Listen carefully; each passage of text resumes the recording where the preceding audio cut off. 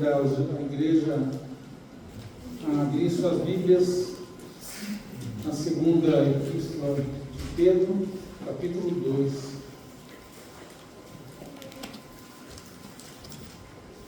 Vamos ler versos 1 até o verso 9. Lembrando que nós já consideramos os versos 1 a 3 na última vez que eu compartilhei aqui. Diz assim o texto: e também houve entre o povo falsos profetas, como entre vós haverá também falsos doutores, que introduzirão encobertamente heresias de perdição, e negarão o Senhor que os resgatou, trazendo sobre si mesmos repentina perdição. E muitos seguirão as suas dissoluções, pelos quais será blasfemado o caminho da verdade. E por avareza farão de vós negócio com palavras fingidas, sobre os quais já de largo tempo não será tardia a sentença, e a sua perdição não dormita. Porque se Deus não poupou aos anjos que pecaram, mas, havendo-os lançado no inferno, os entregou às cadeias da escuridão, ficando reservados para o juízo, e não perdoou ao mundo antigo, mas guardou a Noé, a oitava pessoa, o pregador da justiça, ao trazer o dilúvio sobre o mundo dos ímpios. E condenou a destruição as cidades de Sodoma e Gomorra, reduzindo-as a cinza, e pondo-as para exemplo aos que vivessem impiamente. E livrou o justo Ló, enfadado da vida dissoluta dos homens abomináveis, porque este justo, habitando entre eles, afligia todos os dias a sua alma justa, vendo e ouvindo sobre as suas obras injustas. Assim, sabe o Senhor livrar da tentação os piedosos e reservar os injustos para o dia do juízo, para serem castigados. Pai Santo, nós dedicamos esse tempo ao Senhor, em que estaremos diante da Sua palavra,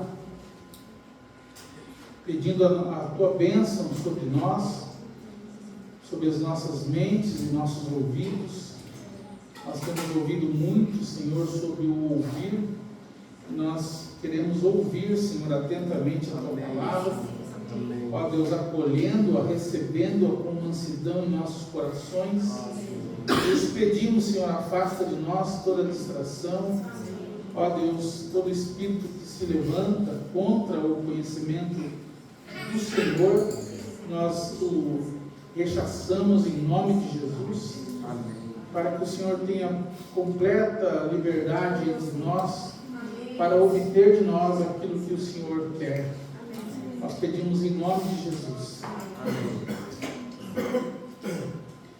Então nós vimos na última vez que nós consideramos aqui esta epístola, os versículos 1 a 3, nós vimos sobre este perigo e esta realidade, né, dos falsos mestres que estão por aí trazendo o engano, né? Antes dessa consideração sobre os falsos mestres, nós vimos que Pedro estava defendendo o valor da verdadeira profecia, né? Ele viu a majestade do Senhor no Monte da Transfiguração. Então ele está fazendo aqui uma defesa daquilo que ele tem ensinado. De fato, foi algo experimental, algo real, diferente do ensino dos falsos mestres que ele apresentaria ali um pouco mais adiante. Então ele está mostrando o valor da verdadeira profecia, que não é produzida pelo homem, como o ensino dos falsos mestres, são produzidos por eles mesmos. Eles dizem coisas que eles não viram, Eles inventam coisas para tirar proveito das pessoas, né? Como nós lemos, né? Que eles fazem negócio, né? Eles, por avareza, farão negócio de vós, com palavras fingidas. Então esse é o agir do falso mestre. E Pedro diz aqui que, como antigamente houve falsos profetas, ele disse que no tempo dele, né, ali, já estava advertindo os seus ouvintes que eles seriam afligidos, que eles enfrentariam os falsos mestres. E isto acontece desde então, desde os dias que Pedro escreveu essa epístola, até os nossos dias.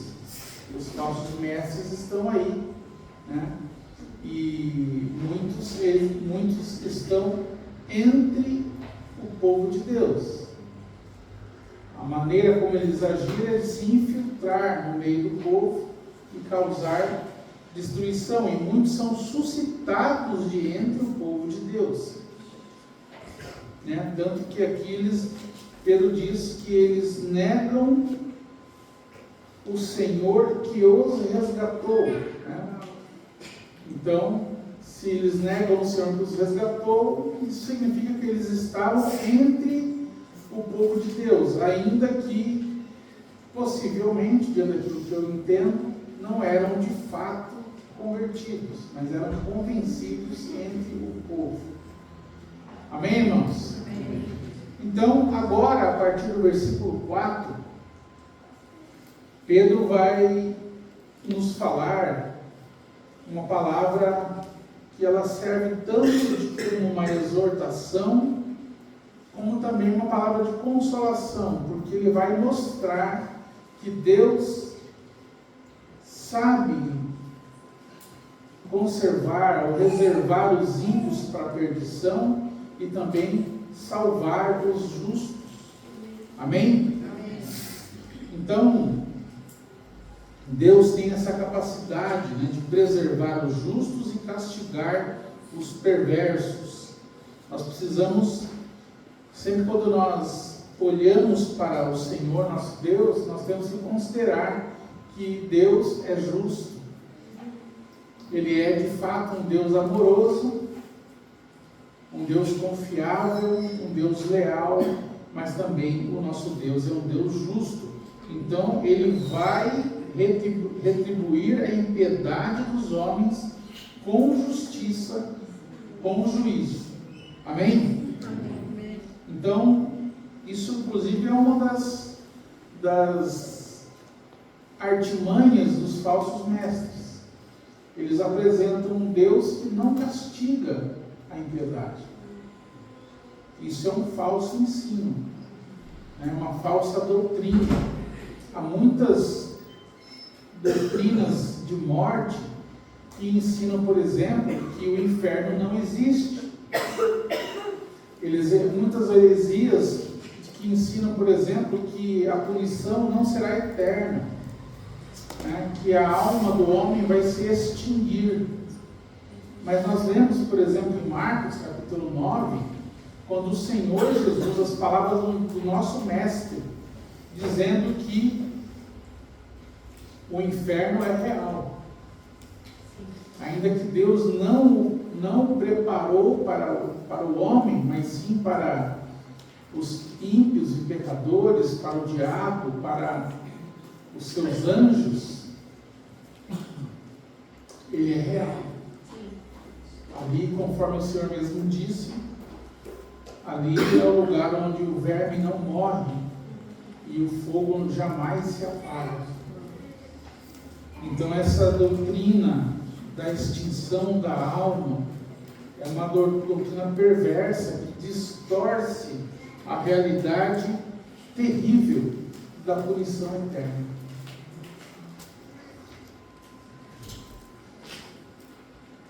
Então, Deus preserva os justos e castiga os perversos. Uma das coisas que nós vamos ver aqui a respeito do resultado do falso ensino, da atuação dos falsos mestres, é a questão da imoralidade sexual, que fica bem claro aqui quando Pedro cita as 3 situações em que Deus castiga os ímpios e preserva os justos.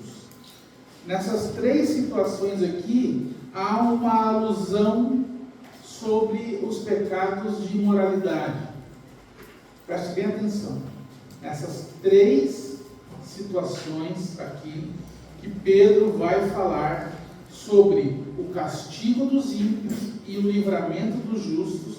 Nessas 3 situações, há uma indicação muito clara do pecado de imoralidade sexual. E nós vamos ver que há uma ligação entre o falso ensino e o pecado sexual. Geralmente, ou quase sempre, a ação dos falsos mestres, os falsos ensinos, vão descambar em pecado de imoralidade sexual. Aqui, nós vemos aqui que ele passa, o apóstolo Pedro, ele passa aqui da menção dos falsos profetas que atuavam no passado, tanto que nós vimos semelhanças, da atuação dos falsos profetas com a atuação dos falsos mestres nos dias de hoje, desde os dias de Pedro até os dias de hoje.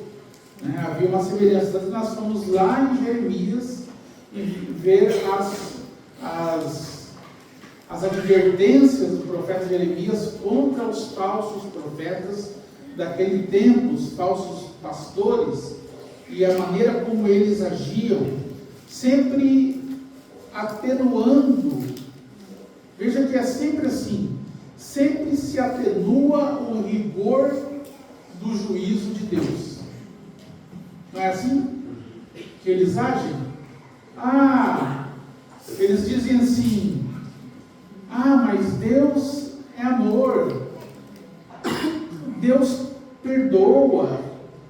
E isso induz na mente dos incautos uma disposição em pecar deliberadamente, contando com o perdão de Deus.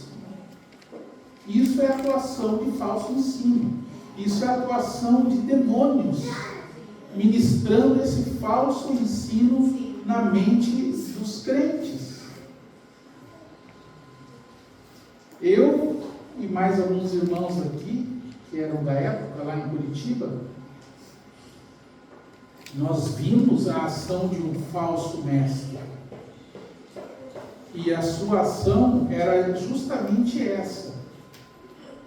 Ele atenuava a gravidade do pecado, ele procurava desmentir ou enganar, dizendo que Deus, por ser bom, ele não castigaria. Ele citava exemplos das Escrituras distorcendo, dizendo que, olha só, Davi era o homem segundo o coração de Deus, e Davi pecou, e o Senhor o perdoou, e ele continuou sendo rei, e fazendo grandes coisas. Então assim age o falso mestre. Ele procura falsear a palavra de Deus, fazendo aplicações distorcidas e atenuando ou diminuindo a gravidade do pecado e a realidade do castigo, que a palavra de Deus nos ensina de maneira inequívoca. Então você pode perceber, isso é uma maneira de você discernir a ação de um falso mestre.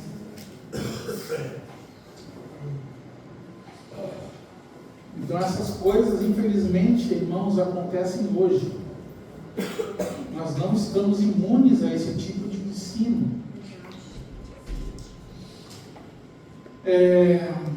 Então, geralmente essas coisas vão descambar em problemas de imoralidade. Obviamente que a mente de Pedro aqui, ele tem em mente o quê? As heresias, no sentido de serem distorções doutrinárias, heresias doutrinárias. Né? Tanto que ele vai falar agora no capítulo 3, né? E também ele já mencionou aqui no capítulo 1, no verso 16, a vinda do Senhor. Então ele tem em mente heresias que distorcem a palavra de Deus, ensinamentos a respeito da vinda do Senhor. Ele está combatendo esse tipo de falso ensino. Mas aqui também ele menciona que esse ensino falso produz comportamento imoral. Olha só, o verso 2 do capítulo 2 diz assim: e muitos seguirão as suas dissoluções. Há uma versão, acho que, não sei se é RA, que diz assim: e muitos seguirão seu comportamento libertino. Oi? RA diz comportamento libertino. Então, dissoluções aqui, você pode ler essa palavra dissolução como pecado de imoralidade sexual. Então, os ensinos deles vão descambar em imoralidade sexual. Muitos desses falsos mestres, eles não só querem levar as pessoas a praticar imoralidade sexual, como eles também pretendem abusar das pessoas. Seduzir, né? Se você vê lá em Judas, que também é uma carta, a epístola de Judas, também é uma epístola que visa combater as heresias daquele tempo. Tanto que ela começa com uma exortação a batalhar pela fé, ou seja, batalhar pela palavra de Deus, que é a nossa regra de fé. Amém? Então, e lá ele fala que aquelas pessoas, elas se banqueteiam no pecado. Que aquelas pessoas, elas são sensuais, elas são sedutoras. Então, esse componente do pecado de moralidade, né, está no ensino dos falsos mestres.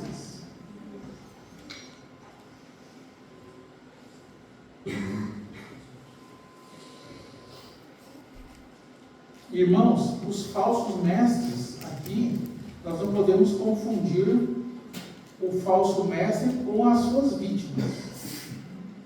O falso mestre, ele está perdido. Eles negam o Senhor. Essa palavra negam o Senhor que os resgatou, ela está num tempo verbal que diz que eles negam continuamente. Então, destes, nós devemos nos afastar, devemos expulsar de entre nós. Amém?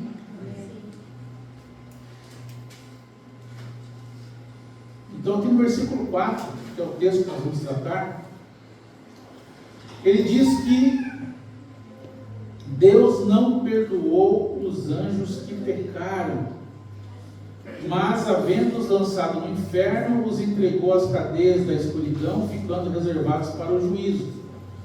Há quem creia que aqui Pedro vai falar de 3 situações de juízo.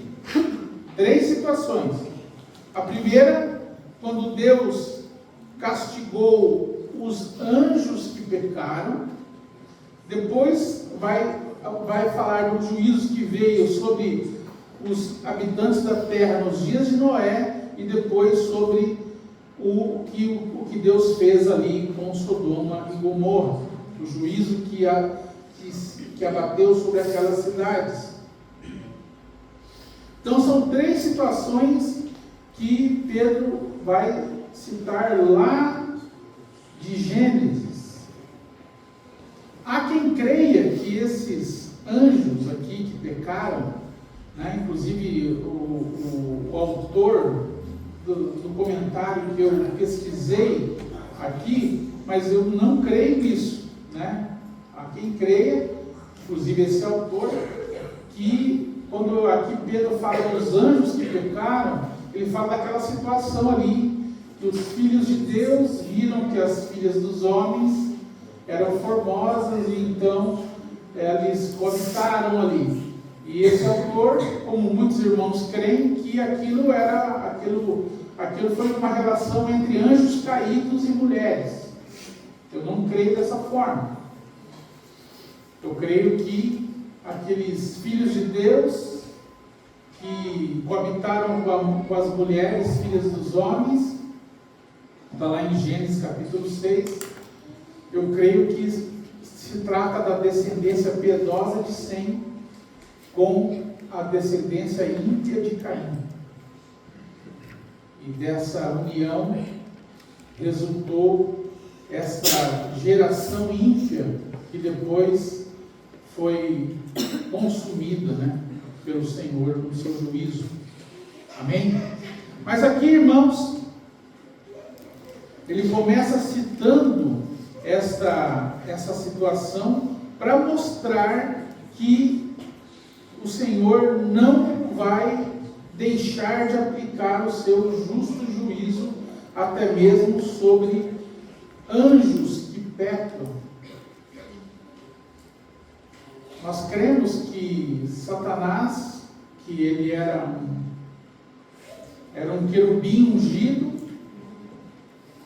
foi se rebelar contra Deus e foi precipitado à terra.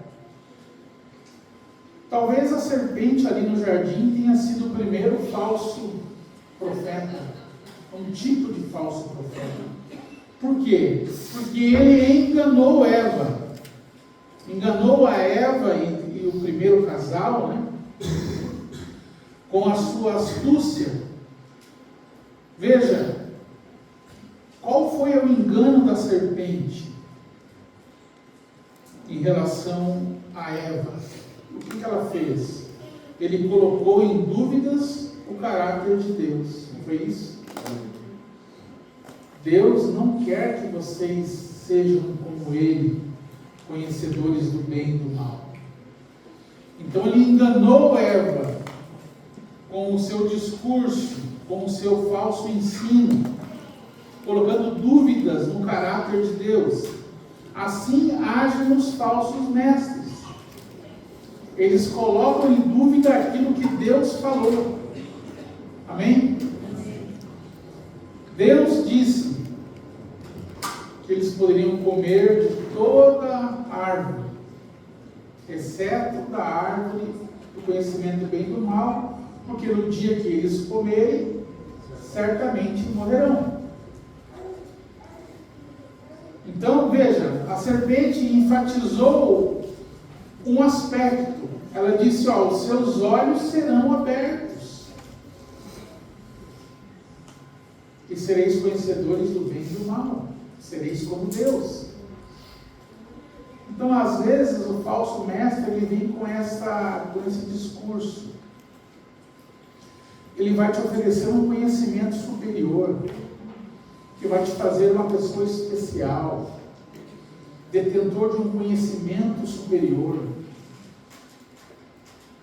Não é assim? Engodo.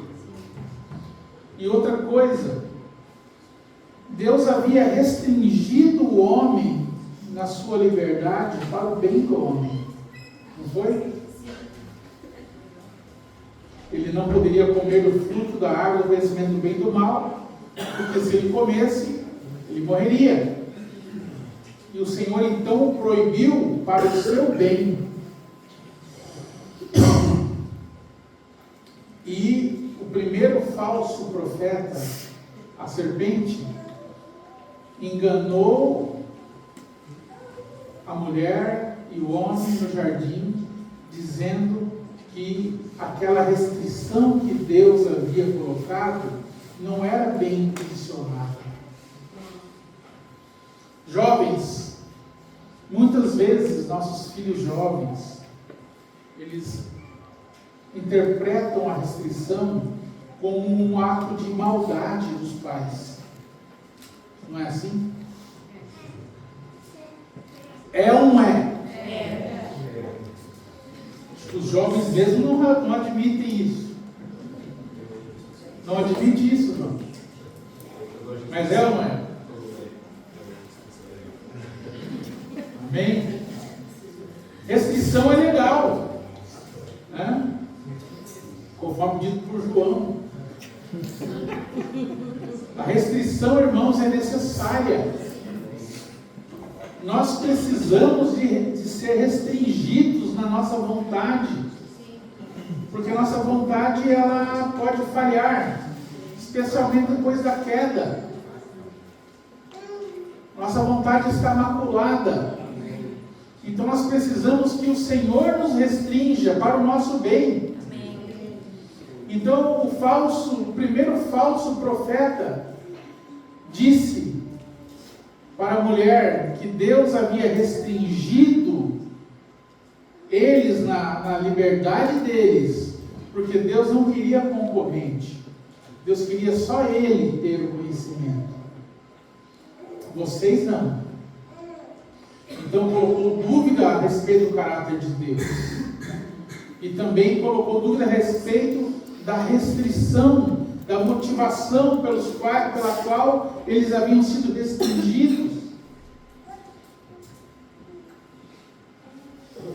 Então, uma outra coisa que nós vemos aqui no comportamento da serpente, como o comportamento de um falso profeta, ele é bajulador.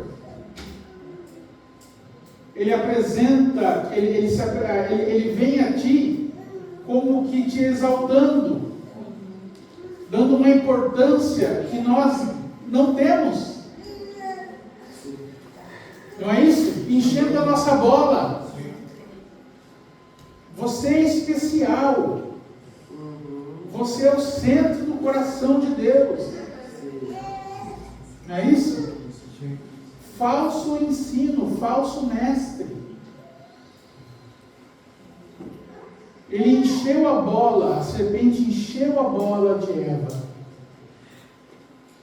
para que ela se considerasse mais do que ela é. E depois nós vemos aqui um outro exemplo.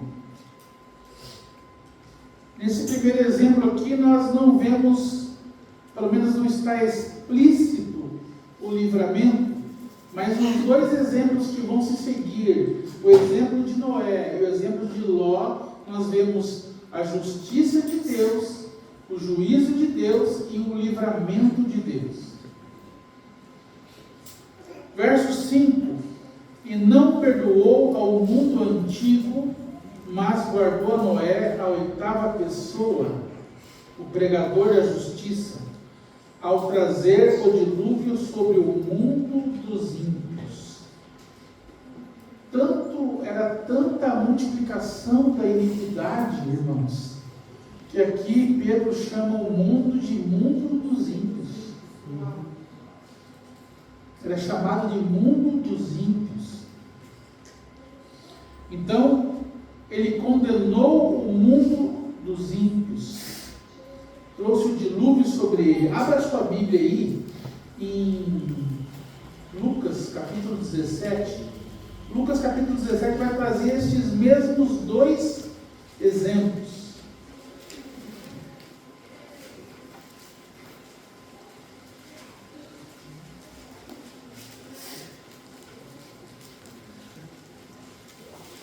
Lucas 17,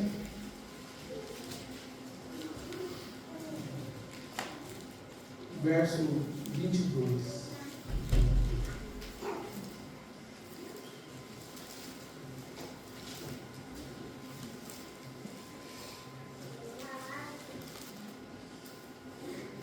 Diz assim: E disse aos discípulos: Dias virão em que desejareis ver um dos dias do Filho do Homem e não vereis. E dir-vos-ão, ei-lo aqui ou ei-lo ali, não vades, nem oscigais, porque como o relâmpago que faiscando desde uma parte do céu resplandece até outra parte do céu, assim será também o Filho do Homem no seu dia. Mas primeiro convém que ele padeça muito e seja reprovado por esta geração. E como aconteceu nos dias de Noé, assim será também nos dias do Filho do Homem. Comiam, bebiam, casavam e davam-se em casamento, até o dia em que Noé entrou na arca e veio o dilúvio e os consumiu a todos. Então veja, irmãos, Noé, que foi livrado juntamente com mais 7 pessoas da sua família, ele é chamado aqui por Pedro como pregoeiro da justiça. A sua vida foi uma vida de pregar sobre o juízo iminente de Deus. E o que os homens faziam? Escarneciam. Como Pedro mesmo escreve no capítulo 3 da sua segunda carta, que muitos dirão: onde está a promessa da sua vinda? Que as coisas estão como sempre foram. Então, esses escarnecedores também estão presentes nos dias de hoje, como estavam ali nos dias de Noé. E as pessoas viviam de maneira muito tranquila, fazendo as coisas como de costume. Comiam, bebiam, compravam, vendiam, plantavam, edificavam, casavam-se, davam-se em casamento. Você vê que aqui no versículo, voltando aqui em Lucas 17, no versículo 28, diz assim: como também da mesma maneira aconteceu nos dias de Ló. Talvez Pedro, quando escreveu aqui, ele tinha em mente essa passagem, essas palavras do Senhor, quando escreveu aqui em 2 Pedro, que ele usa os dois exemplos, como também da mesma maneira aconteceu nos dias de Ló. Irmãos, tanto nos dias de Noé como nos dias de Ló, a situação era a mesma. As pessoas viviam naturalmente, fazendo as coisas comuns do dia a dia. Não que essas coisas nós não devemos praticar. Obviamente que são coisas naturais: comer, beber, casar-se, comprar, vender. Mas se essas coisas tomarem do nosso coração, esses cuidados forem a motivação central da nossa vida, nós estamos à mercê do falso ensino. Este é o ambiente para a proliferação do falso ensino. Secularização. As pessoas vivem para as coisas naturais, as coisas deste século. Perdem o discernimento. Voltando aqui em Pedro, 2 Pedro, o versículo 6 diz assim: e condenou a destruição as cidades de Sodoma e Gomorra, reduzindo-as a cinza e pondo-as para exemplo dos que vivessem impiamente. Está aí, ó. Nós temos muitos exemplos nas Escrituras para que temamos a Deus, para que nós não incorramos no mesmo erro. Verso 7: ele livrou o justo Ló, enfadado da vida dissoluta dos homens abomináveis. Qual que era a diferença entre Ló e Abraão? A diferença era que Abraão tinha entendido que ele não tinha cidade permanente aqui. Como ele vivia? Ele vivia em tendas, com Isaac e Jacó. Ao passo que Ló fixou a sua residência aqui. Pedro escreveu a sua primeira epístola aos peregrinos e estrangeiros. Talvez Ló tenha cumprido só uma dessa característica. Ele era um estrangeiro, mas um estrangeiro residente. Ele não era peregrino. Ele era um estrangeiro, ele se fixou. Ele era estrangeiro no sentido de que ele olhava aquelas práticas e as condenava, e ele era afligido ao contemplar aquilo. Aqui diz, no versículo 8, que ele via e ouvia sobre as obras injustas dos habitantes de Sodoma e Gomorra. Presta atenção nisso. Via e ouvia. Não há como, irmãos, nós estarmos imersos nesse estilo de vida natural e nós não sermos contaminados. Não há como. De tanto você contemplar o mal e ouvir falar do mal, você vai se corrompendo. Aquelas coisas não te chocam mais. O que tem ocupado a nossa visão e a nossa audição? O que nós temos ouvido e visto?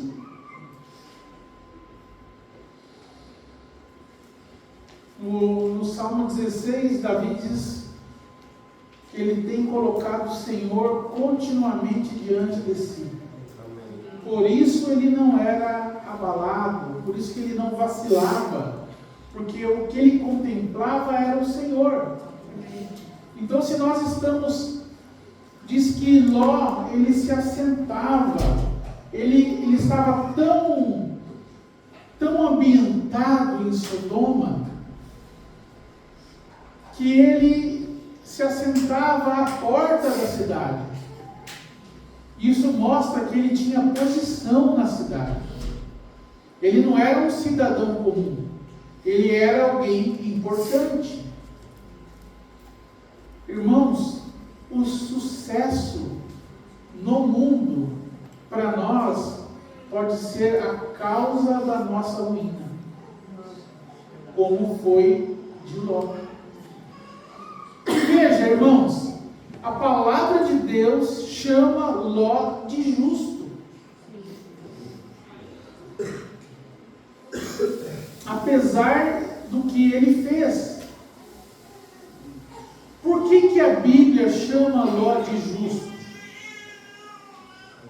Apesar de ele ter pisado na bola muitas vezes. Se você pensar bem, o próprio Abraão, vamos dizer assim,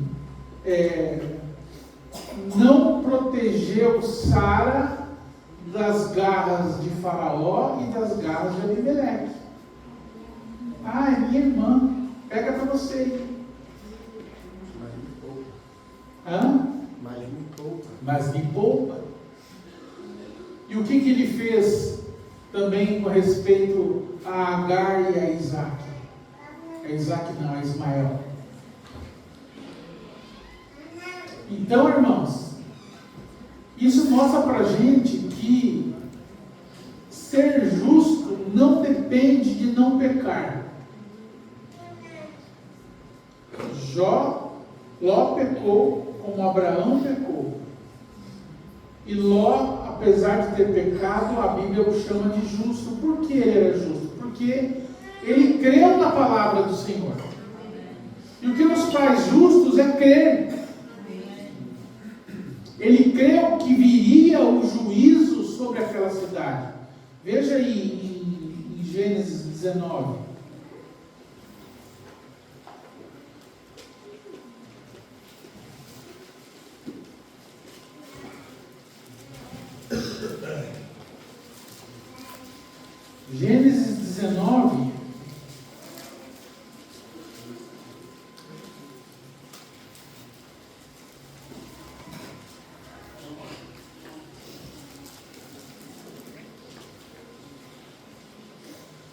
verso 14.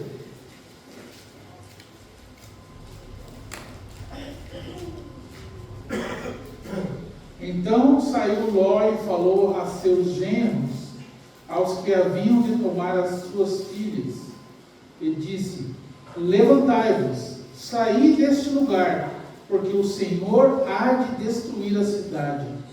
Foi tido, porém, por zombador aos olhos de seus genros. Então veja,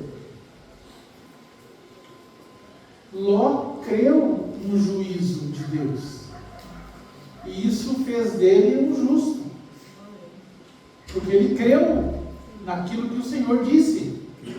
E nós, irmãos, cremos? Cremos que o juízo está próximo? Cremos que o juízo é real, é verdadeiro? Então ele foi tido como justo, e também ele acolheu aqueles anjos e os protegeu da sanha imoral dos habitantes daquela terra. Então veja, muitas vezes, irmãos, pode acontecer conosco o que aconteceu com Ló. Nós somos justos aos olhos de Deus, que fomos justificados. Mas se nós nos acomodarmos como Ló se acomodou em Sodoma, pode ser, irmãos, que aconteça conosco o que aconteceu com ele. Ele se afligia diante do mal que ele via. Só que aquele mal da cidade, aquele mal do mundo, foi como que adormecendo ele, ao ponto de ele oferecer as suas filhas para que os homens daquela cidade não cometessem aquele ato de imoralidade com os anjos. Então, irmãos, cuidado em se acomodar com o mundo. Vocês já viram aquela história do sapo que é colocado numa água fria, então se esquenta a água fica morna e o sapo vai se acostumando com a temperatura até que ele morre cozido? Não é assim? Se você jogar o sapo direto na água fervendo, ele vai cair fora. Mas muitas vezes o ambiente ao nosso redor vai nos cozinhando lentamente. Logo você perece naquele sistema. Cuidado. Anda segundo o conselho dos ímpios. Anda segundo os conselhos dos ímpios. É como aquela progressão ali no Salmo 1, né? Até que você já se assenta entre eles. Então, nós podemos ver que Ló, ele foi chamado justo, porque ele creu no juízo de Deus, no juízo que havia de vir sobre aquela cidade. E aquela conduta que aqueles homens praticavam afligia ele. Era um estilo de vida libertino da cidade. E nós vemos que hoje, irmãos, é a mesma coisa no mundo. A libertinagem está por toda parte.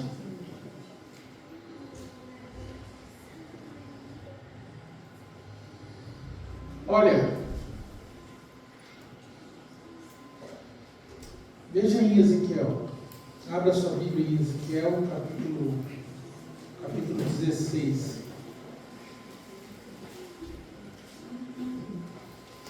Aqui é enfatizado a prática libertina dos habitantes de Sodoma. Mas não era só isso.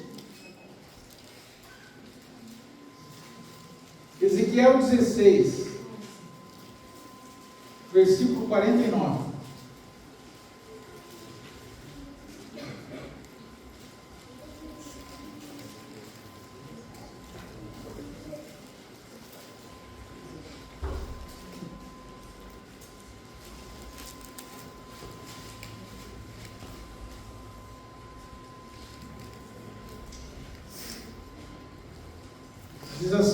Eis que esta foi a iniquidade de Sodoma, tua irmã, soberba, fartura de pão e abundância de ociosidade teve ela e suas filhas, mas nunca fortaleceu a mão do pobre e do necessitado.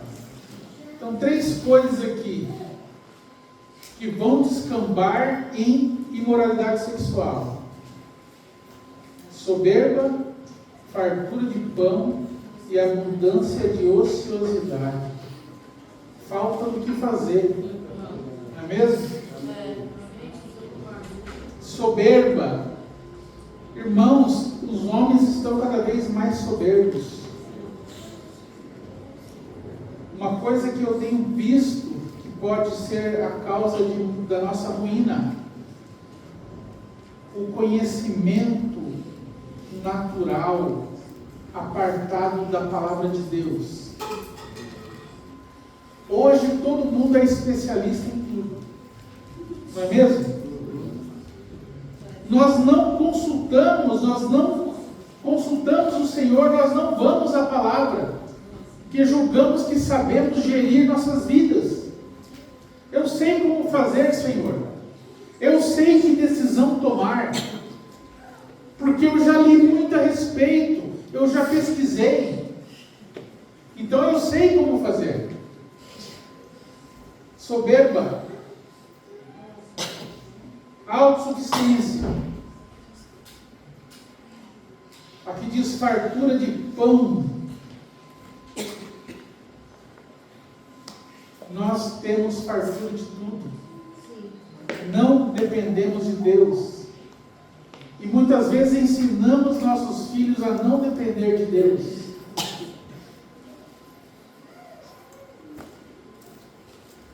Nossos filhos nada podem sofrer. Nós sempre estamos à frente, evitando todo sofrimento, até aqueles necessários enviados por Deus. A realidade é esta, irmãos.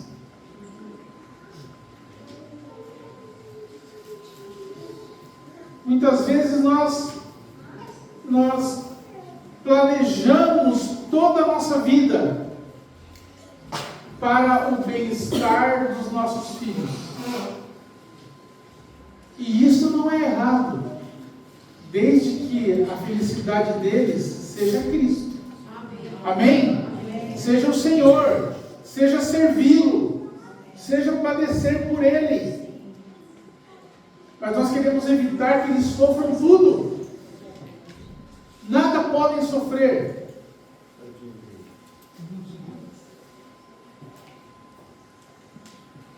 Não podem sofrer nenhuma frustração.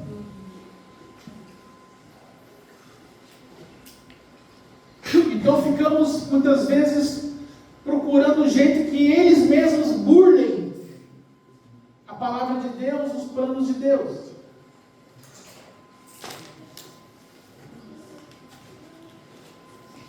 Ensinando-os a realizarem os seus sonhos. Irmãos, nós precisamos voltar para a palavra de Deus. Amém? Amém? Nós precisamos olhar para a palavra de Deus e ver qual que é o padrão que o Senhor quer para nossas casas.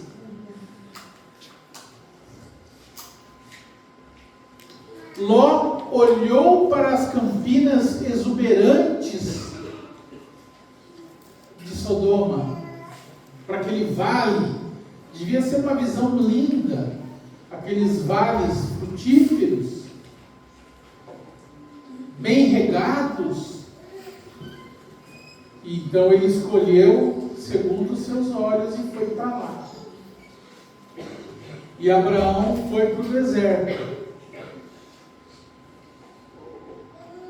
E veja, irmãos, o que nos faz prosperar não é o conceito que nós temos natural. Porque Abraão foi próspero também, habitando em tendas, andando como peregrino. Ele foi um homem rico, falando metaforicamente sobre prosperidade. Ló também prosperou, mas ele prosperou ao custo do propósito de Deus.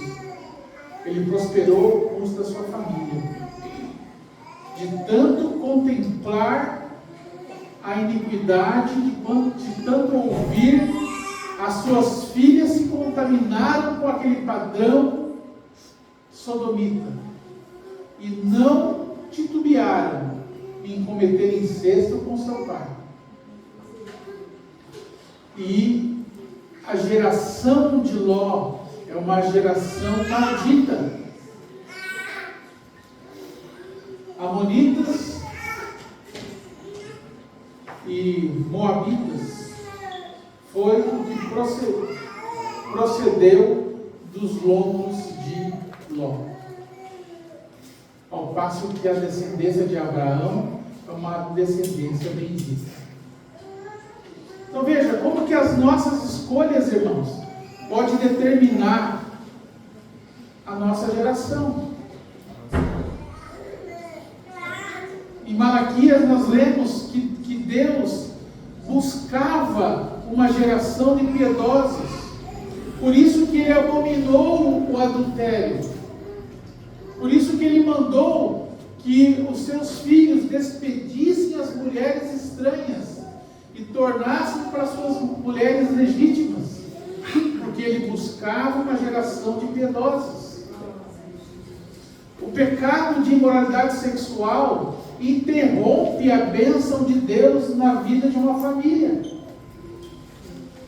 Interrompe. E nós somos muito prontos, irmãos, para darmos soluções rápidas para o problema do pecado sexual. O que o mundo ensina? Preste atenção nisso, jovens. O que o mundo ensina? E muitos crentes caem nessa conversa. Cair em pecado, então casa, aí para de pecar. Pelo que eu sei, a única coisa que cobre pecado é o sangue de Jesus. É o arrependimento. Arrependimento e deixar o pecado. Não é um ato civil diante de um juiz de paz que vai tornar pecado em bênção. É ou não é, irmãos? Esta é a solução proposta pelos falsos mestres. Casa e resolve o problema. Resolve? Será que resolve? Resolve, irmãos? Não. Jovens, resolve? Não resolve. O problema para o pecado do homem a única solução é esta: arrependimento, confissão, abandono do pecado, sangue de Jesus vindo sobre o pecado para lavar o homem dos seus pecados. Esta é a solução radical que Deus traz para o pecado. Mas morar em Sodoma faz você ter os seus conceitos distorcidos. Então, se Ló vivesse hoje, ele ia dizer assim: é só casar que resolve.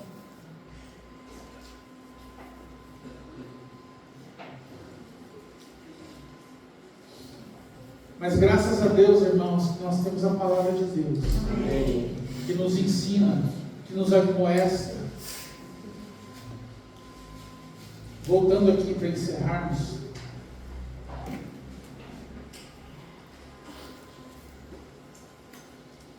Em Pedro.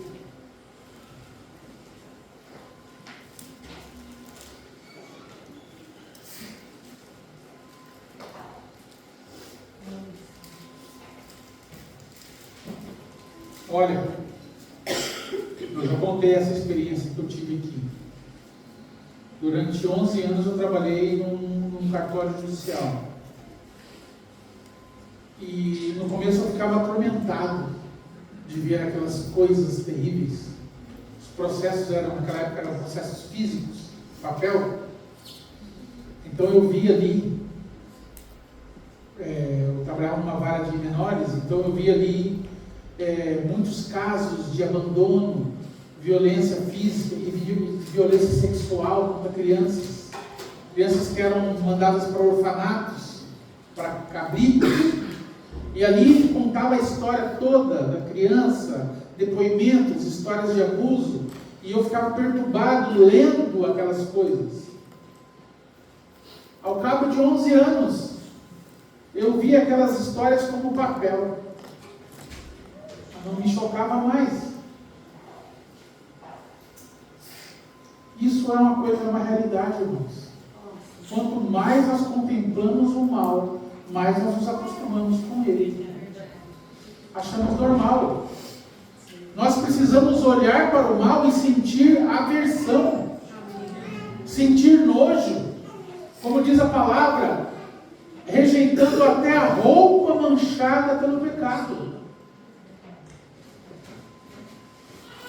Não flertar com o pecado.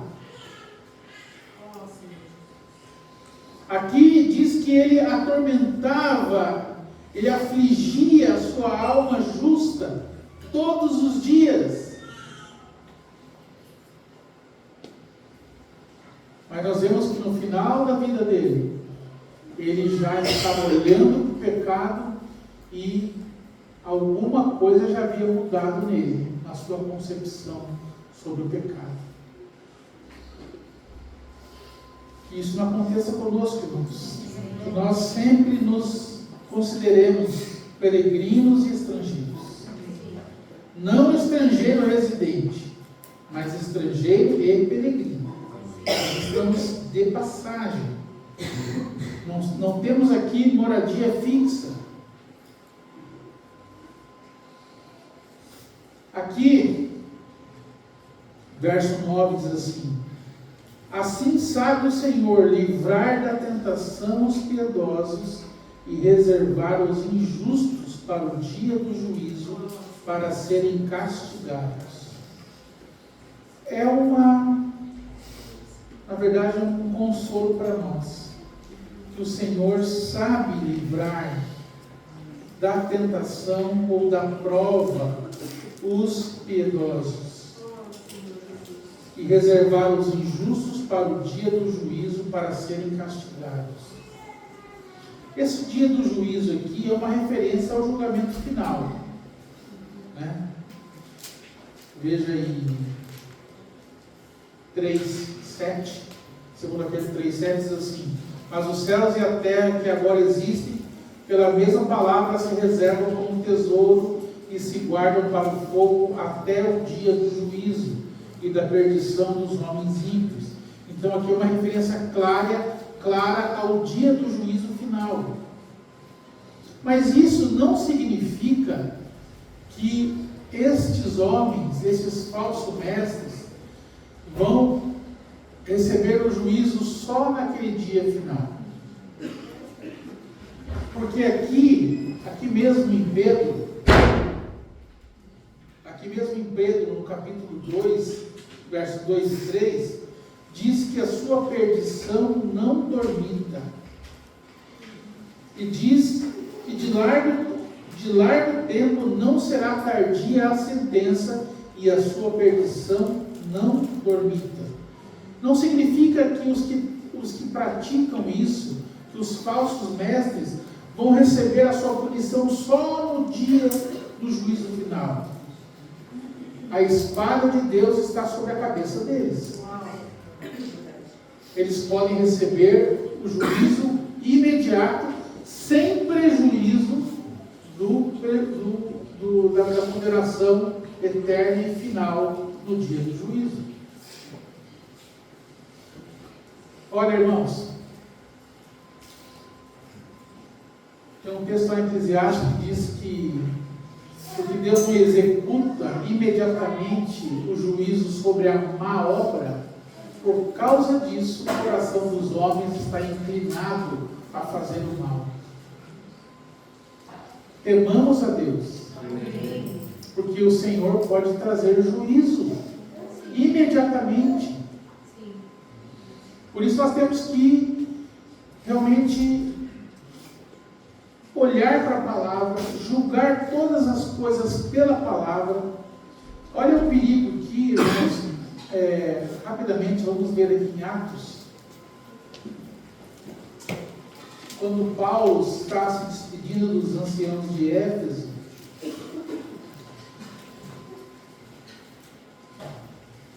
olha o que ele diz aqui, Atos 20, 28, em diante diz assim: olhai, pois, por vós e por todo o rebanho sobre que o Espírito Santo vos constituiu bispos, para apacentardes a igreja de Deus, que ele resgatou com seu próprio sangue. Porque eu sei isto, que depois da minha partida entrarão no meio de vós lobos cruéis, que não pouparão ao rebanho. Ok, uma ameaça que vem de fora, certo? Entrarão. Mas olha o que ele diz no 31. Não, melhor no 30. E que de entre vós mesmos se levantarão homens que falarão coisas perversas, para atraírem os discípulos após si. Então, vem de fora e surge de dentro. Porque às vezes nós achamos, irmãos, que o falso ensino, ele vem especialmente ou unicamente do falso mestre. Mas aqui parece nos dizer que não vem de um mestre, não é de alguém que tem um encargo, de alguém que se apresenta como mestre. Aqui fala homens que se levantarão de entre vós, sem título, sem posição, apenas homens perversos que se levantarão entre os irmãos, para ensinar o erro, ensinar o caminho do erro. Nós temos, irmãos, que ficar com a palavra de Deus. Todas as coisas examinarmos segundo a palavra de Deus. Pedir ao Senhor que nos dê discernimento, para nós não sermos enredados.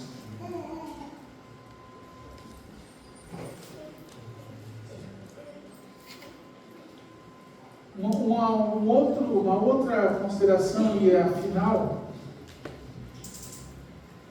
sobre o ensino da palavra de Deus. Hoje em dia há muitas escolas de entendimento, muitas coisas são ensinadas, muitas escolas de interpretação da Bíblia. Tem para todo gosto. Você vai numa livraria evangélica, tem de tudo. Mas qual que é a sua linha de entendimento? O senhor é calvinista ou o senhor é arminiano? O senhor é dispensacionalista ou o senhor é aliancista? Tem de tudo. E aí no meio também tem as heresias que vão sendo vendidas juntas.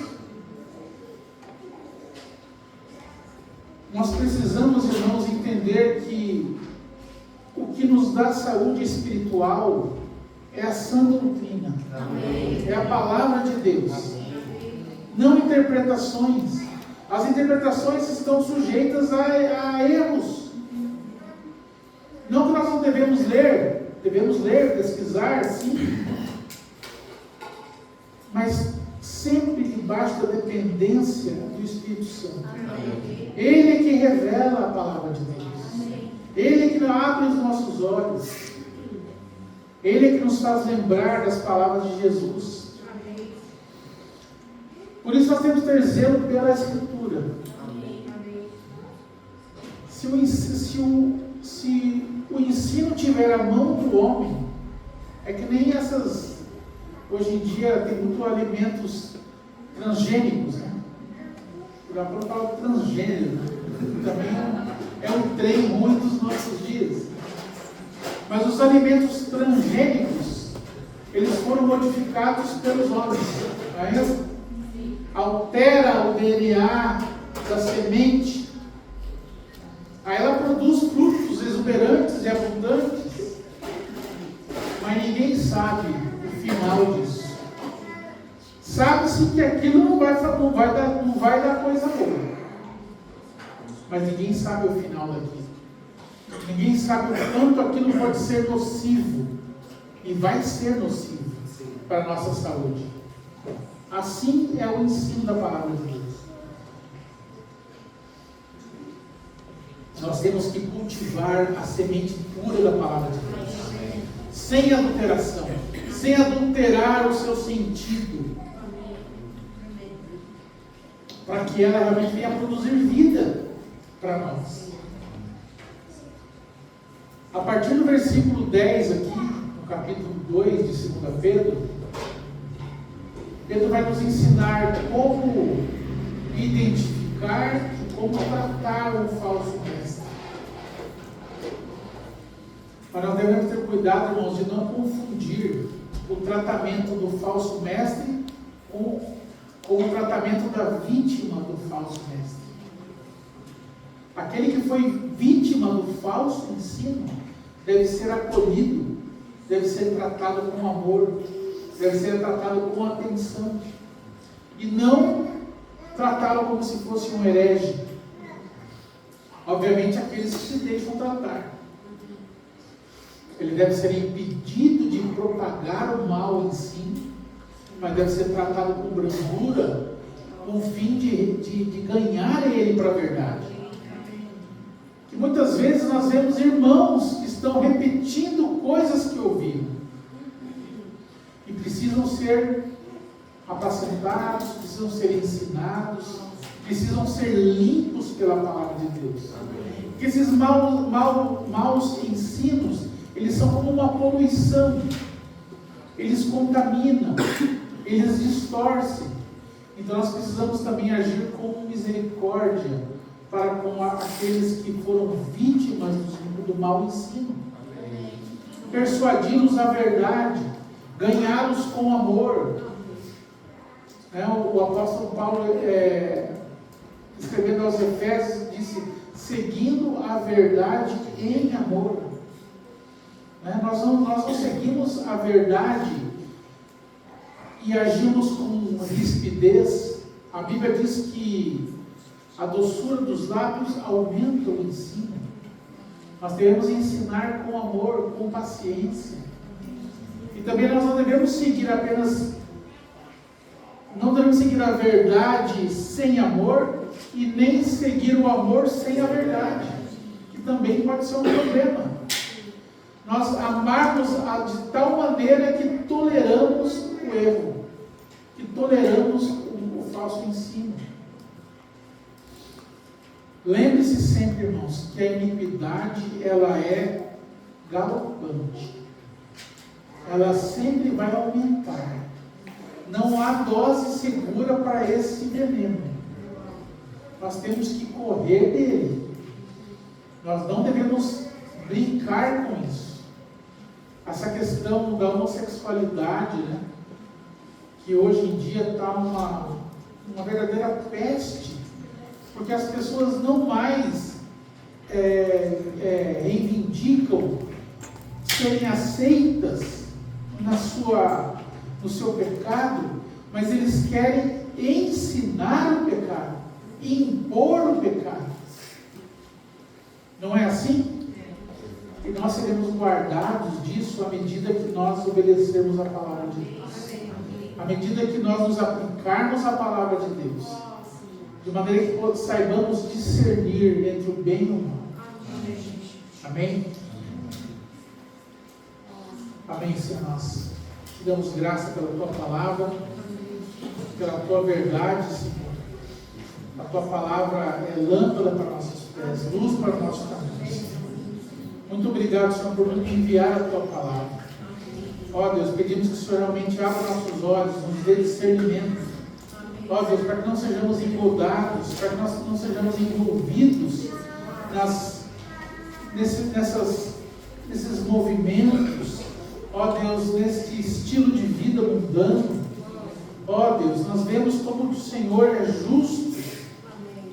E o Senhor há de trazer juízo sobre toda a má obra.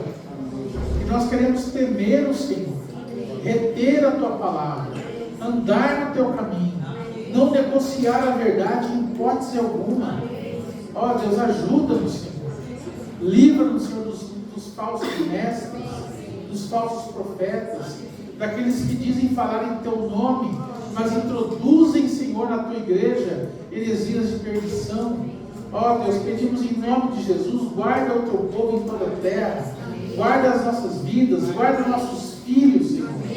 Ó Deus, nós não queremos contemplar o mal do mundo, mas queremos colocar nossos olhos em Jesus Cristo, o nosso Senhor.